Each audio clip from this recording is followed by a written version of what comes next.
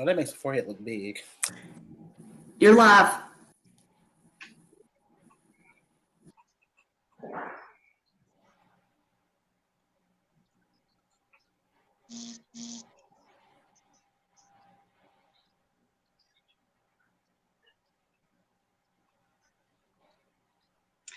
Hey, good evening, everybody. Welcome to Salisbury Pride's conversation about privilege this evening. We have a panel to have a conversation with you about what privilege is and what it means to us and different areas of privilege that we're going to discuss tonight. Before we get started, we're all going to introduce ourselves. So I'm Catherine Lamb, and I'm your moderator for tonight's debate. And I am a clinical social worker at the VA hospital. So who's going next? Hey, Facebook. I'm Tony Land. I'm a native of Salisbury, North Carolina. I currently work for a large, world-renowned HR firm, handling HR for Fortune 500 companies. And I would like to thank Salisbury Pride for putting on this event. And of course, I'm glad to be here. Hey everyone, I am Valeria Levy.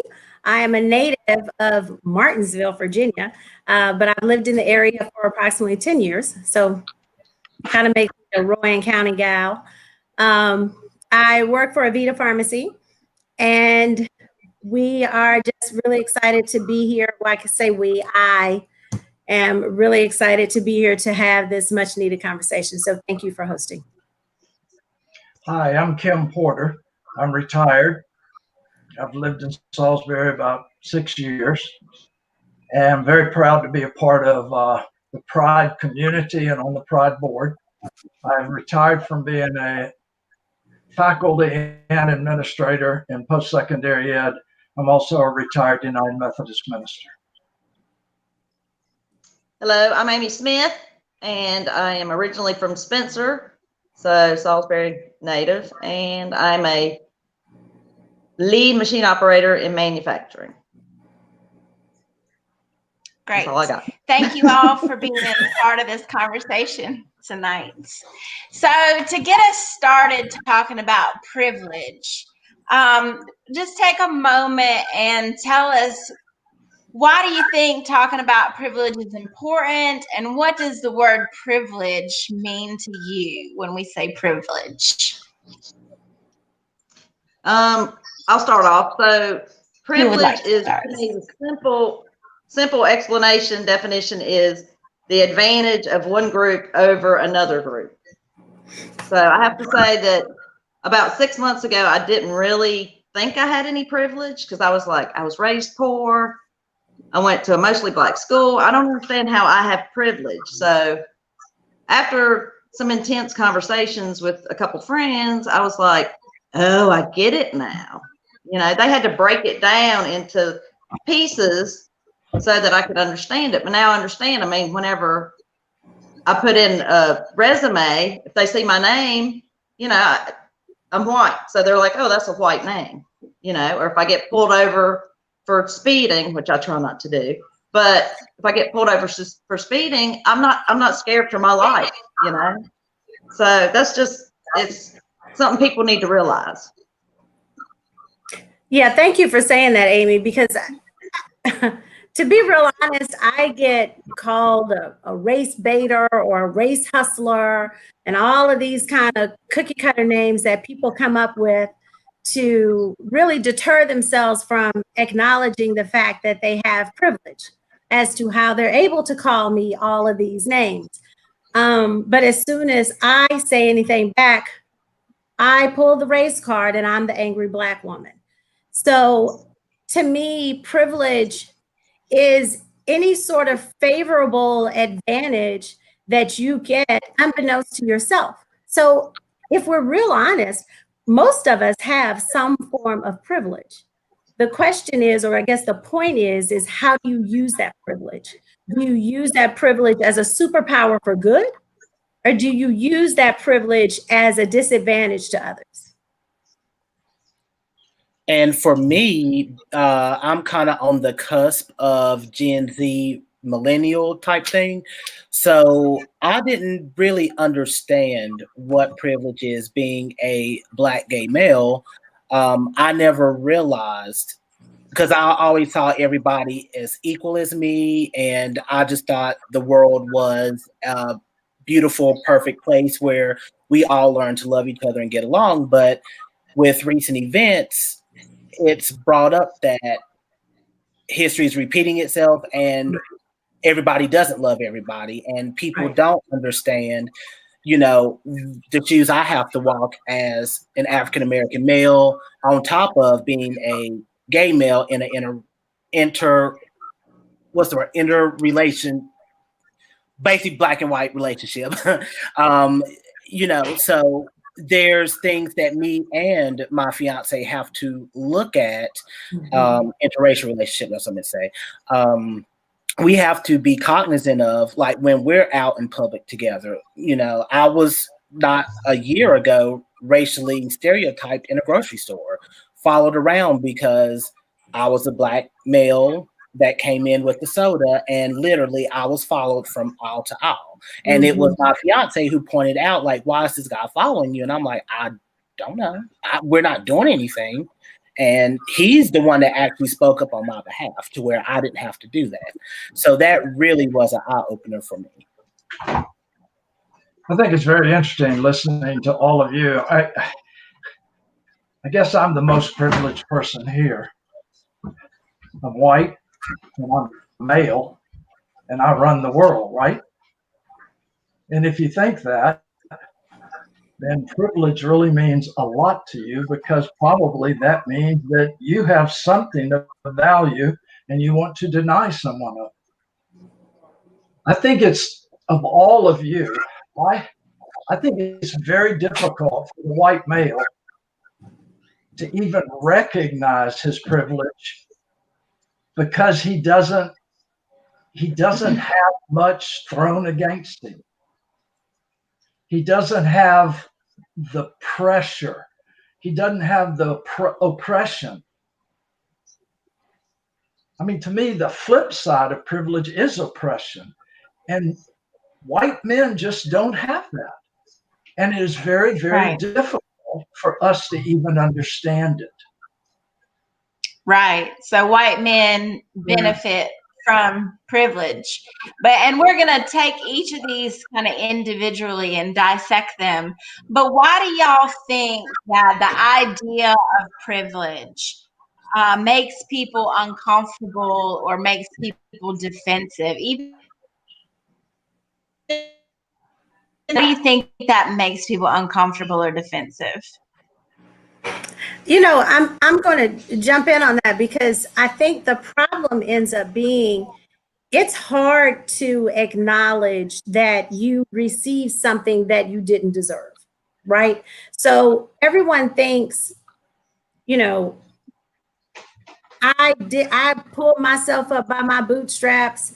I was poor. I this, I that, I the other. I made it on my own, and let Donald Trump say it, with nothing. I started on my own, but $1 million check from his father.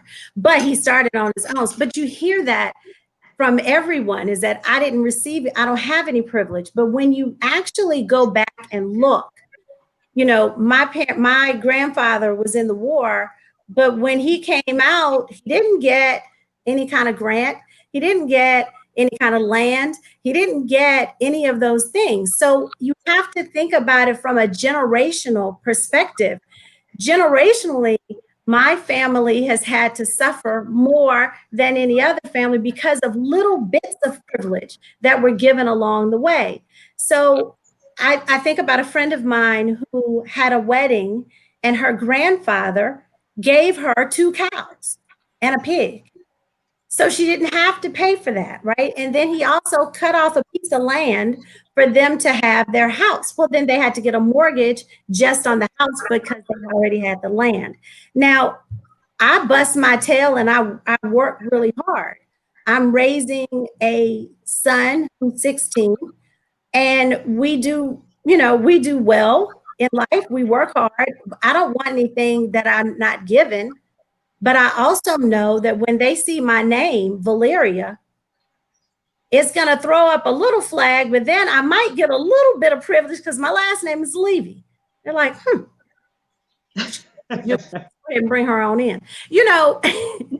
But I'm joking, but I'm being really serious. There are certain levels of privilege that everyone receives, and if we are more open about what those things are, then we can use those for the betterment of society, not just ourselves. And I think some people, when they hear the word privilege, it makes them feel that they are better than someone, so they're quick to shun it down. But the fact of the matter is, like Valeria said, we all have some type of privilege. It's just really recognizing it on a broader perspective, not necessarily all racial. It could be based on sexual orientation. It could be based on, community. There's various things that privilege can come from. So it's just really understanding you as a person and the things that you are exposed to that someone else may not be exposed to, and that they have a different walk in life than you do. So it's not necessarily saying that, you're a bad person or anything, but it's just being cognizant of everyone in your community and how you can be there to support them. Right. Yeah, I support this. It's not because of anything I've done or failed to do at birth. At birth, I was given a privilege, and that privilege is in the culture I'm in. If I were in another culture that was not patriarchal, that would be different. But we're very culturally oriented, and so therefore the privileges I have, there's no way, unless I associate with people of different sexual orientation, unless I associate with people that are Black or brown, unless I associate with immigrants, I may not even know my privilege. I may not even recognize it. When I went off to college, I was raised by a man who was at one time a Ku Klux Klaner. So therefore, in my home, the slang words were all used.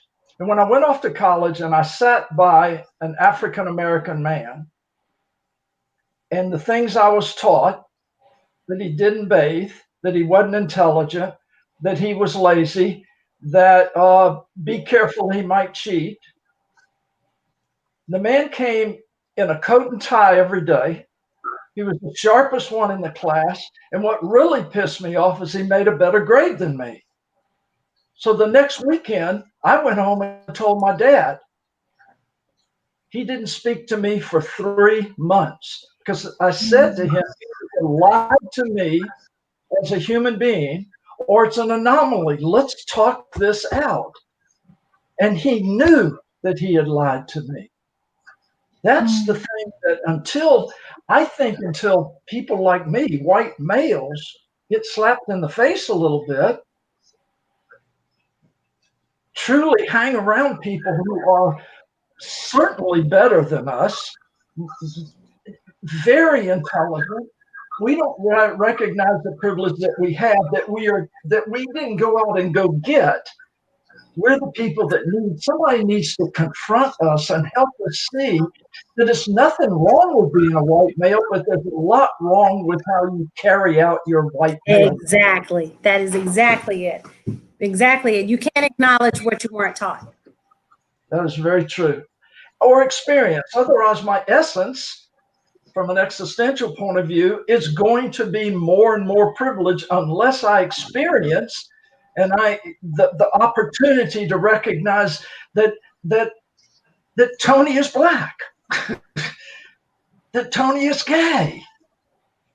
That is where somebody needs to help me with that. Right. Well, where I'm coming from would be like 6 months ago, I was defensive because I was like, you're telling me I have privilege, so that lessens my accomplishments. I was like, I've worked hard. I mean, I work in manufacturing. I came up from nothing. And so I thought, I'm doing pretty well for myself. And then for somebody to say, well, you might have got there because you're white. I'm like, I don't want to say that, something you don't want to admit to. So, but then after conversations, asking hard questions and getting answers back, I was like, yeah, I mean, it's out there. I mean, I am. And can't we be better for it if we all, as a society, acknowledge the privilege that we have and change those things and try to make it so it's not there anymore? Look at the fights that we continue to have over statues. And people make little flippant remarks like, oh, I bet the statue held you back.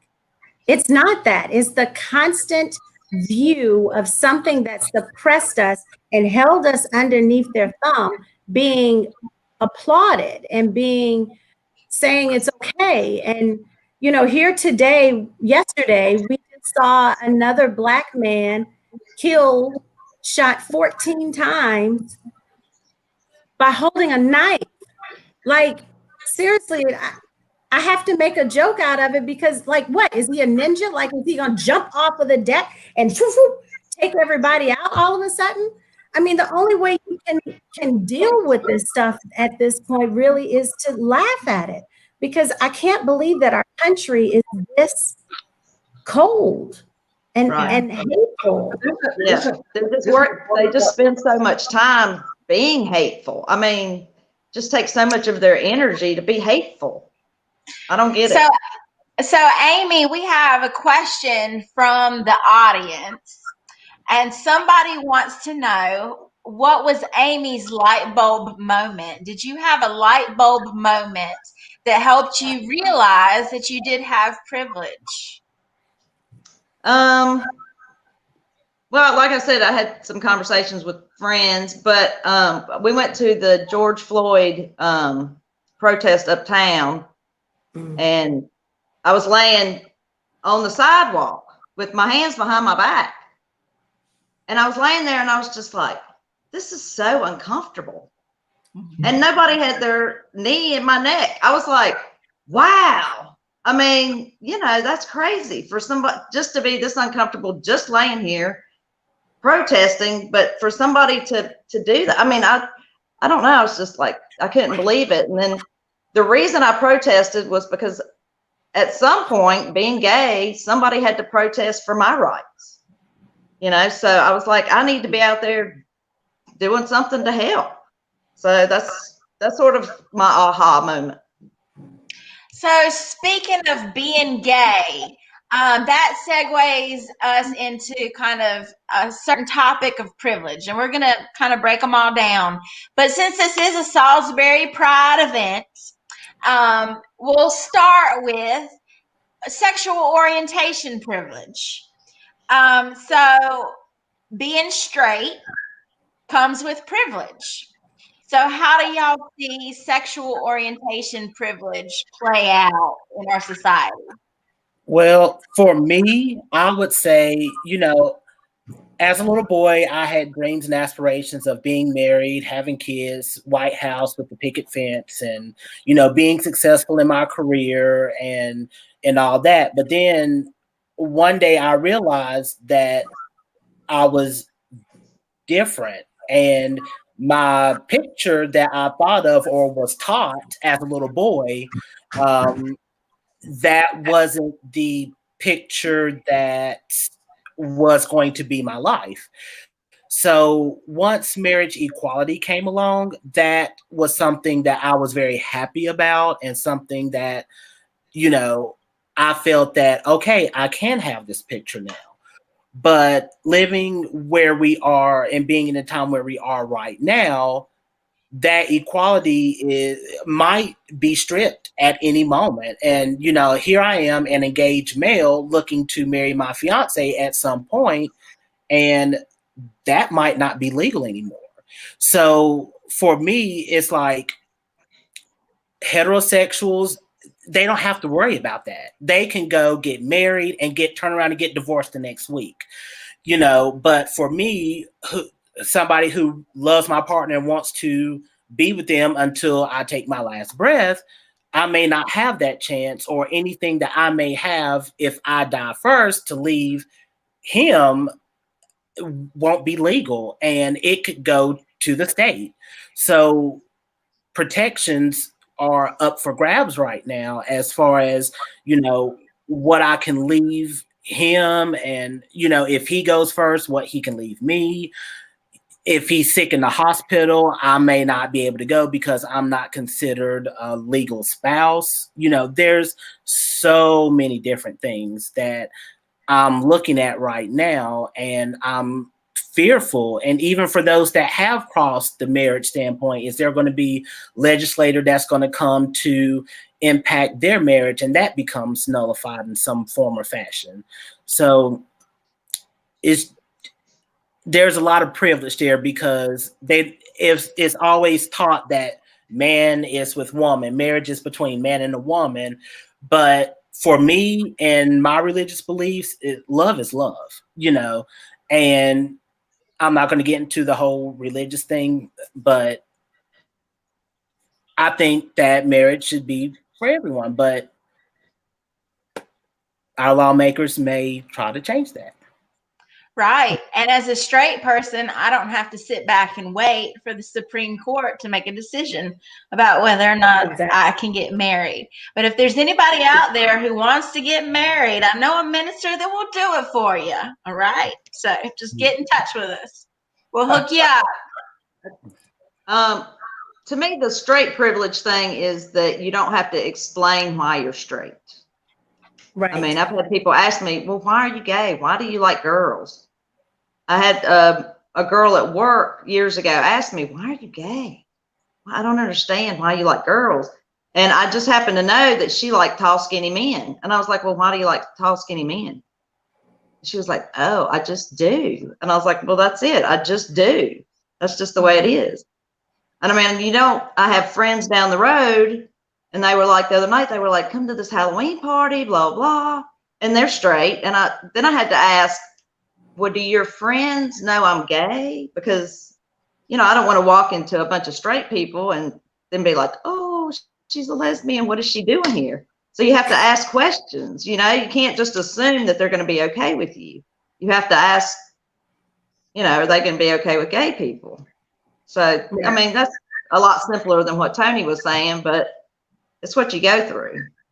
I think many times heterosexuals feel like gays are different people. They're human, but a different kind of human.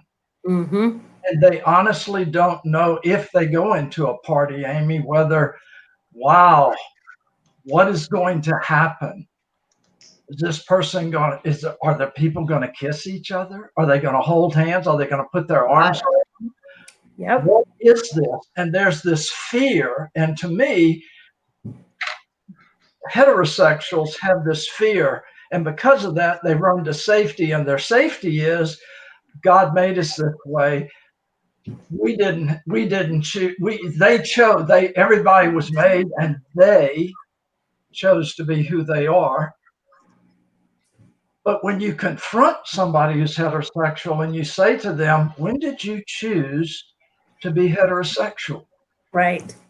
Why is that done? And to me, that's something that every young person has to confront. Every young person has to recognize that we are drawn to many things. Some of it's to music, some of it's to athletics, some of it's to intelligence. We live outside of this, and yet we like being caged in because it's safe. But as a heterosexual, I'm free to reveal and live my intimate relationship openly.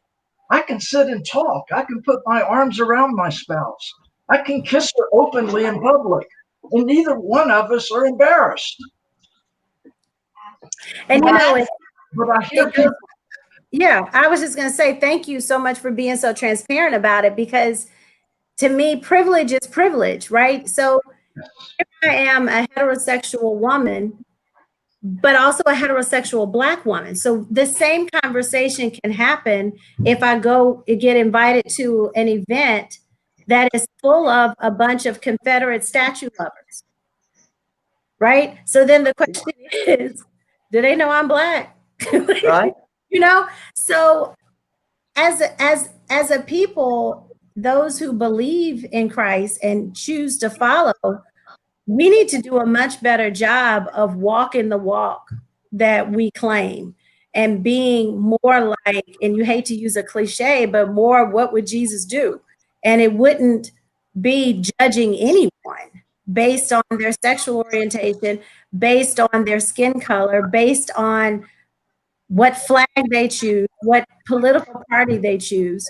We would be a much better people if we actually loved one another, period, regardless of what your personal choices are. I absolutely hate wearing the color pink. And it's not because I'm a Delta. I really do dislike it. It doesn't look that nice on my skin color. So if I judged everybody that had on pink, then where would I be, right? So if we took it down to that tiniest little level of that and use that to try to better ourselves as a human being, as a race of people, as a culture of people, we could all be much, much better. And it's much easier to be nice to people than to hate. Hate, just like I said before, hate just takes so much energy. Just be nice. Right, So just be nice. We have a question from the audience that I think Kim kind of touched on, but they want to know if any of us straight people have ever been scared to hold somebody's hand of a significant other in public. And I think Kim already said no, that he can show PDA in public and not have to worry about it. And the same would be true for me. I've never had to worry about that or fear for my life because I showed PDA, public displays of affection, in public. You have anything to add to that, Valeria? No, I mean, you feel the same way. It's a situation whereas I felt comfortable reaching over to grab my partner's hand, to hold his hand. I feel like people would go, oh, they're so cute. Right. Aw, Okay. they're so sweet." I have a story about that, and I like to tell stories. So, I was holding hands with my girlfriend, and apparently freaked out some of my homosexual friends. They were like, "Oh my God, they're going to get us killed. What are they doing?" So it's like, right. I mean, so they were even worried that we were holding hands. So that's bad. I would say to kind of touch on what Amy said. When Kevin and I first started dating, we were at Walmart, and if he's watching, he's probably gonna kill me for telling the story. But when we were walking in the store, this is Walmart in Salisbury, he reached over and grabbed my hand. Now, he is more open and, I am who I am. I don't care what anybody else thinks.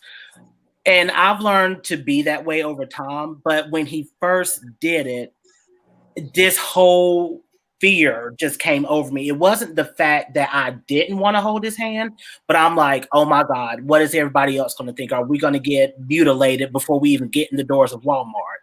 And he kind of took offense at first about it. And I was like, well, no, I said, I'm not. It makes me feel good that you did that, but I didn't know, like, we're in Salisbury. Charlotte may be a little different or, a bigger metropolitan area, but we were in Salisbury. And I'm like, what if we get ridiculed or, a whole bunch of what ifs went through my head. And that's, heterosexual people don't have to think about that or have to feel that way or elate that kind of energy to their other partner because or worry if they're offending some of their other straight friends. Exactly. But to that same point though, Amy, that you just made, you can feel that way for other reasons. I feel that way not for straight or gay. I feel that way when my son wears a hoodie. Yes. Yes. Right? So he should be able to wear a hoodie. It's a hoodie. They sell them in the store. But it scares me for him to put it on. So I'll say, make sure you have your hood down when you're out. When you go running in the morning, make sure you don't have your hood up.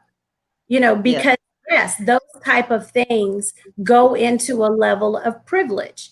At our home association meeting, and I'm the secretary or the former secretary, when I finished doing my, presentation of what I had to do, the last slide, because my son grew 4 inches over the summer, the last slide were several pictures of him.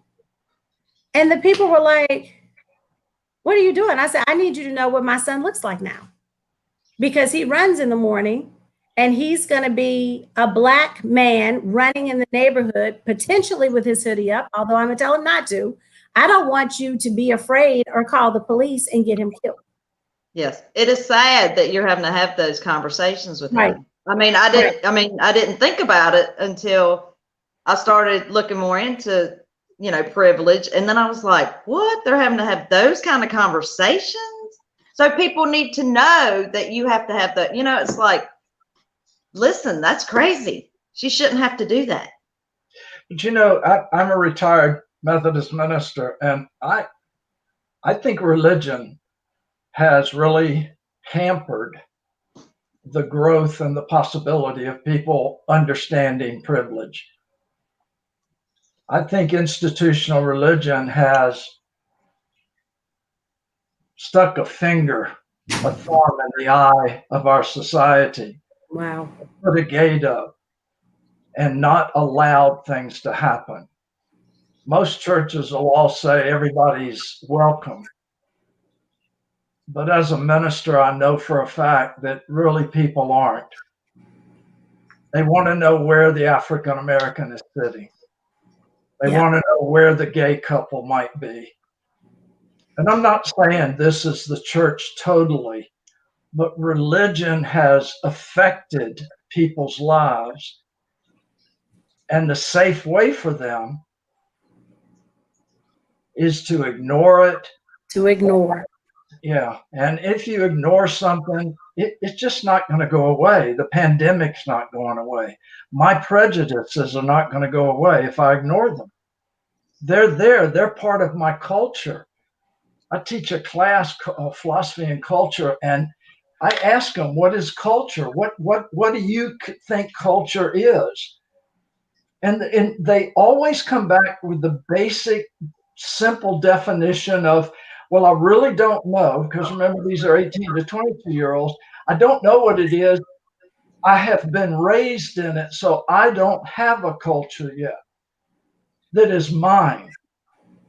And I say, what a wonderful answer. Choose your culture.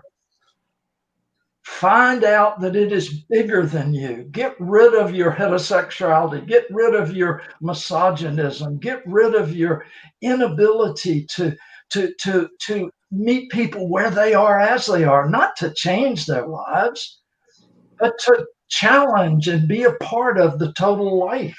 And this to me is where heterosexuals are just, we have the hang-ups. We're the people that are throwing it down. Yeah. So we've talked about sexual orientation privilege a bit. Let's touch on gender identity privilege just a bit, which is different than sexual orientation. So does anybody have thoughts about how our gender identities would be a privilege? Yes, and for me, some of you may know I have an alter ego that performs as a different gender. So I struggle within the LGBTQ community in understanding the various pronouns, which most of us have up on the screen, and trying to be more sensitive to my trans brothers and sisters and try to get used to the non-binary group, because they're people too, they're my friends too, but I have to learn how to respect them and take a look at their feelings, because back in the day it was boy, girl, gay, straight, Right. So there's this whole different spectrum now that I have to understand that my brothers and sisters that are non-binary and trans, they get so ridiculed by or not even accepted by people within their own community. So for me, understanding their identity and their gender and seeing things outside of the whole male female perspective is something that is a work in progress for me. And it really opened my eyes to now we have major pop stars coming out as non-binary to kind of bring light into that, and so we can understand them more. So, Tony, would you like to introduce us to your alter ego just so people know what you're talking about? I am. Just tell us her name. Okay. Otherwise known as Sierra Nicole. You may have seen her on Salisbury Pride's float for the Christmas parade, at various Salisbury Pride functions across Charlotte, East Coast. Tony does drag. She does drag, right? Yeah. Yes, female impersonation. Yeah. So, and it's a totally different feel. So you would not know just seeing me on the street that that's a hobby that I do. The first time the first time I met you was Tony. I was like, I don't think I've met you before, and you were like, yes, you have. That's Sierra. I was like, oh, I didn't realize.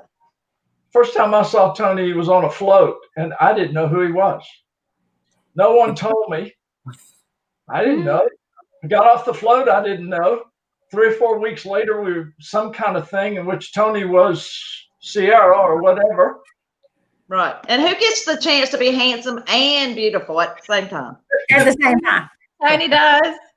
So something that was eye-opening for me was hearing another Salisbury Pride board member open up about never getting a passport because they had to identify as either male or female, and they didn't want to go through the struggle of having to navigate having to get a passport in a very male-female system.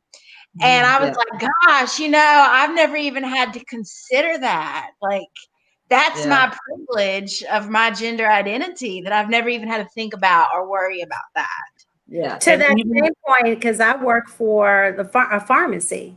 So if you have someone that is making a transition and they're going from, say, Valeria to Victor, but their medicine or their prescription is written for Valeria and they are Victor on their ID, they can't get their medicine. So there's some very things that people need to think about that, when they're like, oh, they're just doing it just to whatever, and they just wanted it. It is how someone feels and how they identify, and this culture and this world that we live in makes it so much harder for people just to be who they are.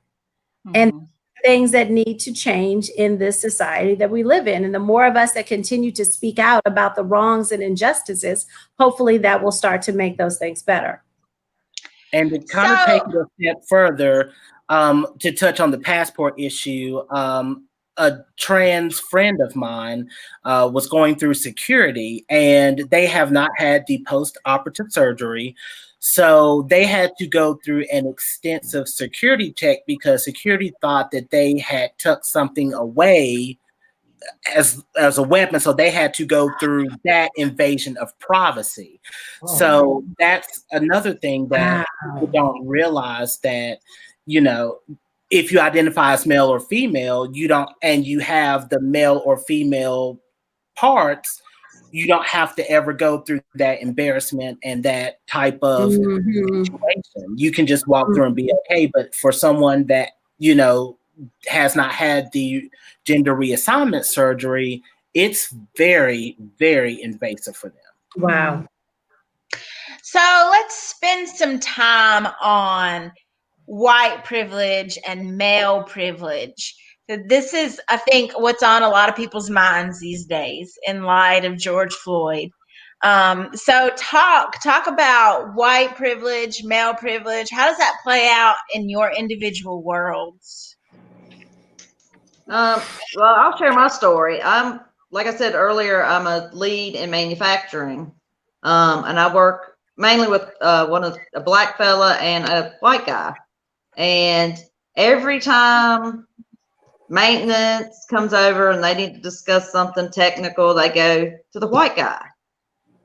And then if sometimes the engineers go to the white guy, you know, people that don't know who's in charge go to the white guy.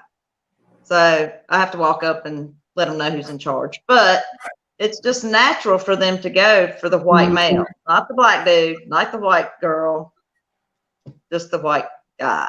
So I go through that a lot. I mean, I've worked in manufacturing for years, and it's always been a battle. So that's, yeah, an example. I have an exercise that I do in college where I have them when they go home for a special holiday.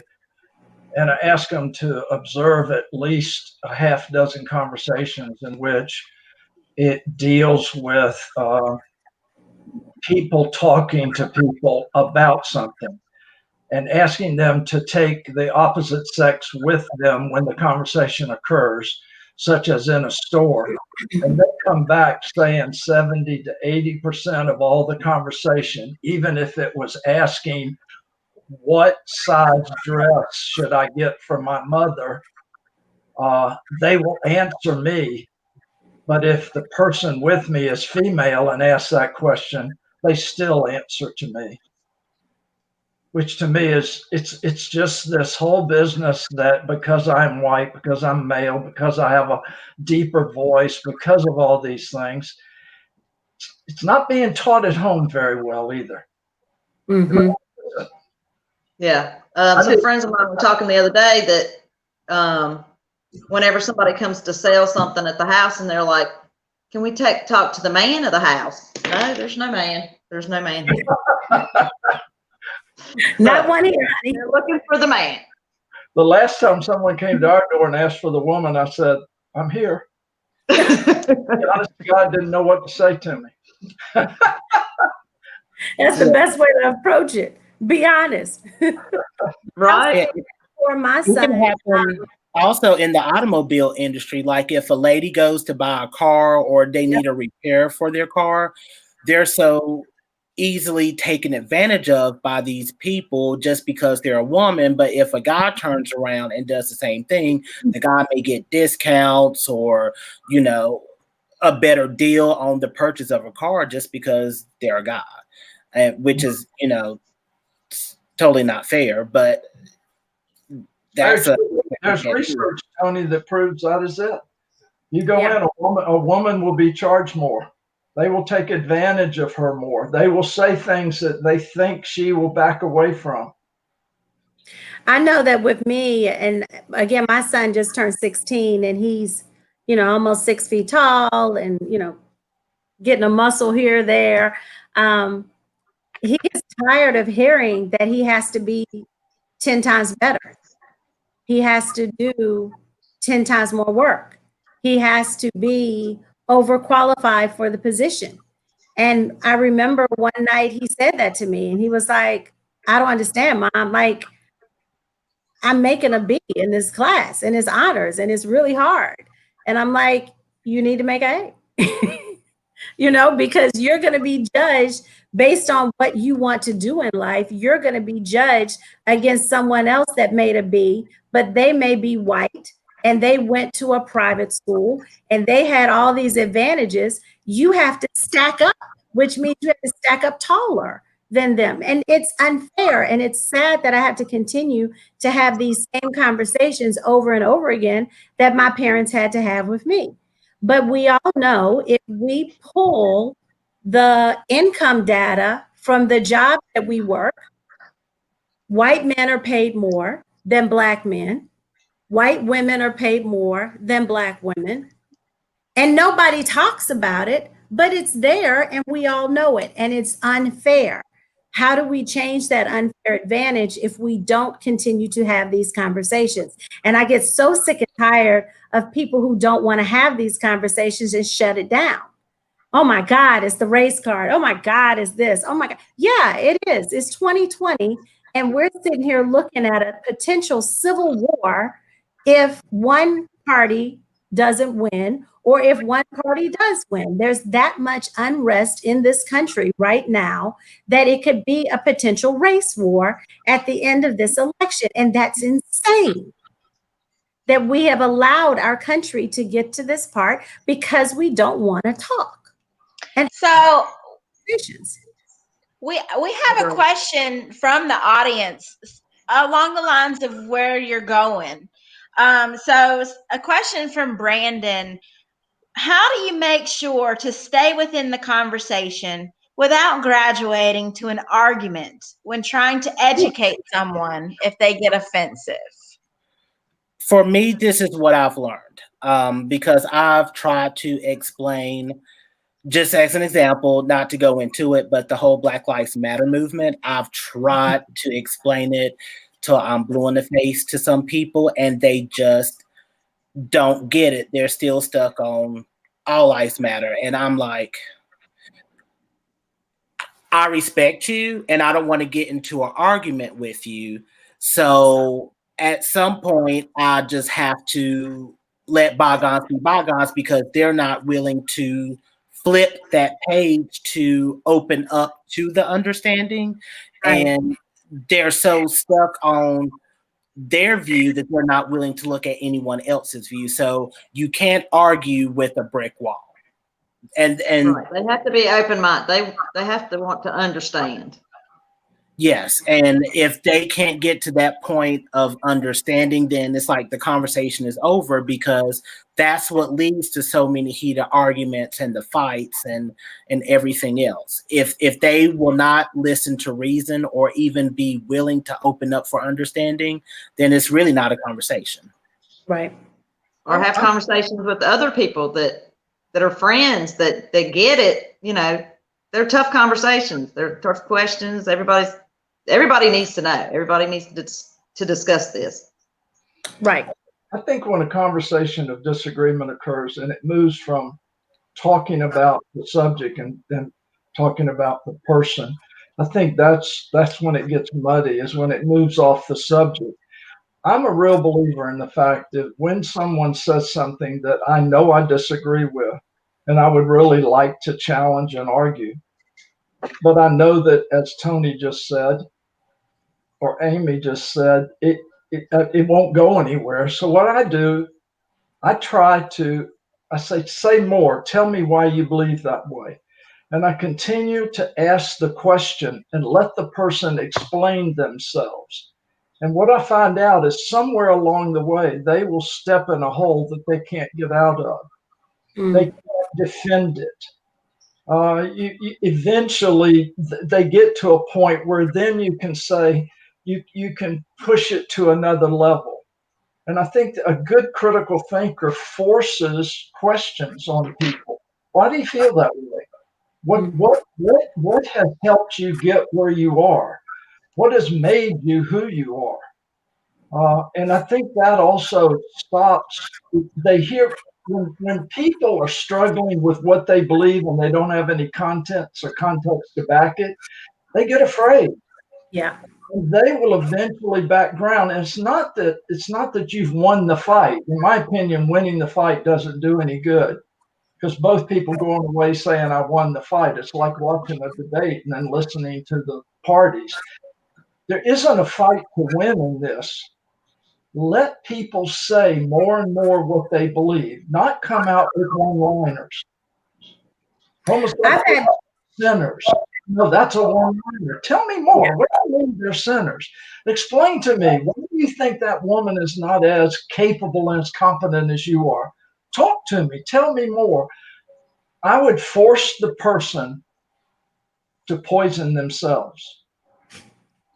I was going to say, I've had people to reach out to me because they want to hear a personal view of it. Why do you personally feel that way? Why do you feel as though it's affecting you personally? And by having those conversations, we've been able to get closer to a place of agreement, because then it's personalized. It's not, well, what happened? You don't really know, and this could happen, this. But that way, when you have more of a personal discussion with someone one-on-one and not on Facebook, Like Right. we need to spend way more time picking up a phone and having an actual conversation with people than typing it out on social media. Finding something in common with somebody, whatever it is, it's amazing to me how quickly then the relationship gets better. Yep. So Even in if one of it's very small. In one of Kendi's books, he says that some people will never join this conversation with us. Right. And while I believe that is true for some people, I'm also a social worker. So I very much believe in planting a seed and coming back and watering it and coming back and fertilizing it and coming back and watering it again and coming back and watering it again. And I think this is kind of chipping away at some of these beliefs, and some of these things don't change overnight. I think sometimes it takes people time to sort of wrap their heads. And I know that we're out of time. The Black community is out of time. But some people don't change overnight. Mhm. So I think it's our job to continue to have this conversation and continue to chip away at the brick wall that's there. You know what I've noticed, and I wanted to bring that up to the people that are here on this call. Recently, with the Black Lives Matter movement, we've had something happened back during Selma. We have a broad range of colors, of races, of ages, of people that have joined in to the Black Lives Matter movement. What I've noticed is that some Caucasian people have now said, just breaking it down, being real transparent, the white people involved in the Black Lives Matter movement are all Antifa. So it's almost like they're trying to separate them from a regular white person. Like it wouldn't just be a regular white person out there in the movement. They have to be involved in this group, Antifa. So that's what's wrong with them. Like you're sick or something, like you've got scabies. I mean, it is the craziest thing. I just watched it happen over and over again. Whenever someone is standing there against what is happening, against the systemic racism that's happening in our country, suddenly they're no longer white, they're Antifa. And they're bad, they're sick. Have you noticed that? Yeah. So speaking, you threw out systemic racism, right? And there's a belief right now that doesn't really exist, right? So, and I've come to recognize that I was born into a system of racism simply by the fact of where I was born, of what color I came out. I was born into a system of racism. But does anybody want to say a little bit more about what is systemic racism? I personally feel systemic racism is something that is a part of the culture that we are born into. I think it's really sad that even we're born into it, we do systematic racism also. We put policies out there that keep the systemic racism alive. Small policies, but they do it in such a way that we do that in a systematic way. And in doing that, we're creating policy upon policy, and therefore the whole business of people are against systemic racism and don't believe in it, in my opinion, because they know that must mean they're a part of it. There you go. If there's systemic racism, then Kim Porter's a part of that. Yep. What can I do? What is it that is going to give me experiences that help me understand it greater so that I can be a part of a community that's being suppressed and oppressed? And what we end up doing so many times is that we then systematically begin to develop things, whether it's in education or the family or whatever, to the point where we force out there in the future systemic racism, which is very, very deep. Mm-hmm. In our policies and our laws and just about everything in our system has systemic racism. Yeah. If you take a good look at the 13th Amendment and how slavery was abolished, but then once they realized they could no longer make money off of a group of people that has been used to sustain a whole country, then what do we need to do? So let's go ahead and put up a certain group of laws, and let's punish these group of people by these laws and put them in jail, and then profit off of slavery once again.